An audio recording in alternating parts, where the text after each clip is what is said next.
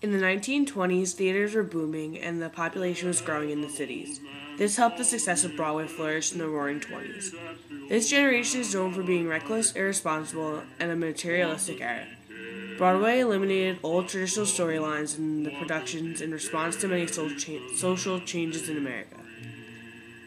Broadway was bursting with new ideas and energy, as well as enterprise. The theater made more jobs and created new styles of craftsmanship. Broadway soon became the center that influenced the theater of the world. For actors that starred on Broadway, most had a very bright future and felt accomplished. Many actors and actresses started out on Broadway before they made it in the big time at the movies. During the 1920s, Broadway reached its prime. Some describe Broadway in the 1920s as being loud and tasteless, and that it had a bad reputation of being cheap and flamboyant. But some saw 42nd Street and Broadway as a beautiful and happy place that was full of inspiration and hope. 42nd Street was full of liveliness and had a ton of bright lights that lit up the city. Broadway was never meant to be beautiful, but it was made in hope that people would feel livelier in its tonic light bath during its prime hours of the night. When people think of Broadway in the 1920s, they think of loud music, great plots, and good acting, oversized billboards, and big, bright lights. In the 1920s, the nights on Broadway became more crowded once the shows began at 8 o'clock p.m. Almost every evening there were shows being performed, except on Wednesday and Saturday afternoons there were matinees being presented. Matinees were plays during the afternoon. Comedy, music, and dance were the most popular extravaganzas being performed on Broadway. People who wrote plays earned as much fame as people who wrote the plays earned as much fame as the people who starred in them. Before radio and television, the majority of the popular songs and trends were created by the Broadway productions. Many serious dramas and non-musical comedies were increasingly staged. There were two kinds of theater before the 1920s. One was called the White Theater, and the other was called the Black Theater. Right before the beginning of the 1920s, the two theaters were never combined, and there were strict separations between the two. But as the years went by, black actors started to star in white plays. Actually, in 1921, Eugene O'Neill, his first play, The Empire of Jones, was not only the first serious play, but it was written by a white author and it featured blacks in starring roles. Eugene O'Neill was one of the most notable Broadway dramatists who emphasized realism in his writings in the 1920s. In his plays, he had a lot of sophistical tragedies that used natural dialogue to promote common issues to all the people. His plays included bluntly experimental techniques and traditional forms that were portrayed as an entirely unique and unified new vision.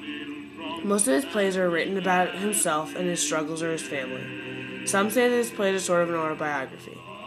He was also known for his plays because he was famous not only in the United States but in Europe and other parts of the world as well. He set examples of generations and playwrights that followed him, such as Tennessee Williams, Arthur Miller, and Edward Albee. The Marx Brothers were one well-known group of performers in the 1920s. The Marx Brothers began their career as teenagers in 1907 by doing vaudeville shows. The vaudeville show consists of skits, songs, and dances. There were 5 brothers, not including Manfred, who died at the age of 3. But the other 5 brothers were born. Leonardo, whose name was Chico in 1871. Adolphe, who's nicknamed Harpo, in 1893. Julius, who's known as Groucho, in 1890. And Milton, who's known as Gumo, in 1894. And Herbert, who's known as Zeppo, in 1901. They became an instant success on Broadway. Their first show, I'll Say She's, debuted in 1924. The show was a revue and contained a bunch of old gags, old routines, and dance numbers. The Marx Brothers were a big name in the 1920s and into the 1940s. They continued to star in successful and comical movies after their Broadway days. Their legacy still lives on today. Many of their movies can still be found in libraries and movie stores. Also, Oscar, the Grouch, from Sesame Street was named after Groucho, whose real name was Julius. They both have large eyebrows and are known for their insults. Without the creativeness and the comical aspect that the Marx Brothers incorporated into their plays, Broadway would probably not be the way it is today. Eve Le Gallienne was one of the many famous actresses of the popular Broadway scene in the 1920s. She was a well-known actress of stage and screen, as well as a determined promoter of classical short plays and performances in the theater in America. She toured America to help to play a part in some plays, such as The Master Builder. She also helped direct and create, as well as star in the production of The Cherry Orchard. Eve was a very involved actress who took a lot of pride and joy in her career. George Gershwin was one of the two Gershwin brothers, was a famous songwriter and performer in the 1920s. He also wrote some plays. He and his brother Ira helped expand the serious musical influence on people at that time period with their powerful jazz work in Rhapsody in Blue.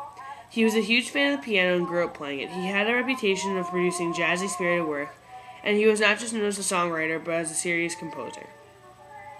Katharine Cornell was another famous actress that became famous acting on Broadway. She was born in Germany. She was one of the greatest actresses of the American stage who symbolized the romantic school of acting. She starred in a wide range of roles, including Elizabeth Barrett Browning, Candia, Juliet, and Joan of Arc. After marrying a director, she then moved to Hollywood from New York City to go film motion pictures, but she always said that Broadway was where her heart was.